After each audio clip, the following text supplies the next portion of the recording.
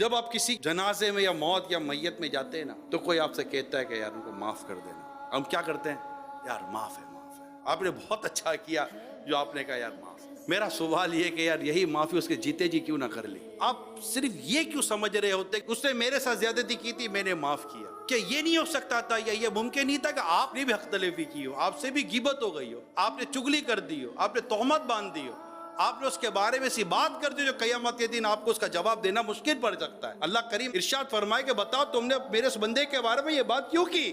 کہ ہمارے پاس جواب ہوگا قیامت کے دن؟ نہیں۔ میں آپ سے پوچھتا ہوں آپ اس سے معافی کیسے مانگیں گے؟ وہ تو چلا گیا دنیا سے۔ تو کیا یہ اچھا ہو کہ ہم آپس میں جیتے جی ایک دوسرے کو معاف نہ کر دیں؟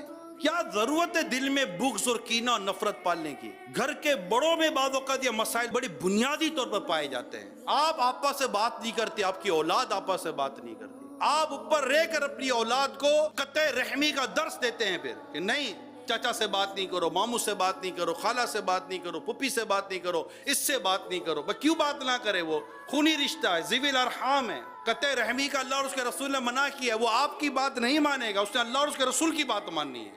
ماں باپ کی یہاں اطاعت نہیں کی جائے گی جہاں پر اللہ اور اس کے رسول کی نافرمانی ہوتی ہوگی۔ آپ اپنی اولاد کو قطع رحمی کا درس دے رہے ہیں، نفرت کا درس دے رہے ہیں، دشمنی کا درس دے رہے ہیں۔ ایسا نہیں ہونا چاہیے۔ آج ہم اپنے خاندانوں اور رشتہ داروں میں جو دوریاں کر کے بیٹھے ہوئے ہیں، بھلے کہتے میں اس کے جنازے میں بھی شرکت نہیں کروں گا، چہرہ نہیں دیکھوں گا، سب آتے ہیں یار، 20 سال 25 30 سالوں کے بعد رشتوں کو ملتے ہوئے میں نے دیکھا ہے۔ لیکن پھر کیا ہوتا ہے؟ میت پر آتے ہیں، پھر ملتے ہیں، وہ تو چلا گیا۔ اور اگر جانے والا خود خدا نہ خواستہ قطع رحمی کر گیا تھا اور یہ ساری بنیادیں وہ کھود کر گیا تھا تو وہ غور کرے کہ اس کا کیا ہوگا۔ اللہ سچی توبہ کی توفیق عطا فرمائے۔ قطع رحمی کی شریعت میں اجازت نہیں ہے، صلہ رحمی فرمایا گیا۔ اچھا سلوک کرو، صلہ رحمی کہ وہ اگر تمہارے ساتھ برائی کرے تبھی تم اس کے ساتھ بھلائی کرو، کیونکہ جو یہ کہتے ہیں نا اس سے اچھا کیا تو میں اچھا کروں گا نا، باہر شریعت میں لکھا ہے کہ یہ تو ادلا بدلا ہے کہ اس سے اچھا کیا تم اچھا کرو، اس سے برا کیا تو برا کرو گے۔ نہیں، صلہ رحمی یہ ہے کہ جو تجھ پہ ظلم کرے اسے معاف کر، جو تجھ سے توڑے اس سے جوڑ، اور جو تجھے محروم کرے اسے عطا کر۔ تو کیا یہ اچھا ہو اگر آپ جانتے ہیں کہ میرے خاندان یا میرے رشتہ داروں میں کچھ دوری فاصلے ہیں، ٹھیک ہے، اس کی غلطی آپ معاف کر دو۔ آپ دنیا میں لوگوں کو معاف کرو، اللہ تعالیٰ آپ کو معاف فرمائے گا۔ تم رحم کرو تم پر رحم کیا جائے گا، تم معاف کرو تم معاف کیے جاؤ گے۔ اور صلہ رحمی کرنے کی برکت دیکھیے، صلہ رحمی کرنے والے کو اللہ بری موت سے بچاتا ہے، اس کی عمر میں برکت دیتا ہے، اس کے رزق میں برکت دیتا ہے۔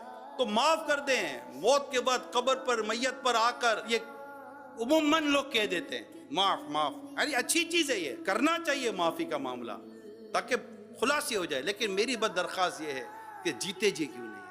آج سانسیں آپ کی ہیں، آج صلہ رحمی کر لیں، معاف کر دیں، درگزر سے کام لے لیں، انشاءاللہ عز و جل خاندان ملیں گے۔ پھر آپ کی محبتوں سے آپ کے گھر میں محبتیں آئیں گی، آپ کے بچوں میں محبتیں آئیں گی، وہ آپس سے ملیں گے، کزنس آپس سے ملیں گے، رشتہ دار آپس سے ملیں گے، اور انشاءاللہ اس سے محبتوں کا ایک اچھا خاصا ماحول بنے گا۔ یقیناً اس میں پردے کی رعایت رکھنی ہے، بے پردگی نہ، بہت ساری چیزیں ایسی ہوتی ہیں۔ اللہ کرے کہ ہم جیتے جی ہی معاف کر دیں، معاف کر دیں اور معاف کر دیں، اور معافی مانگنے کی بھی نیت کریں۔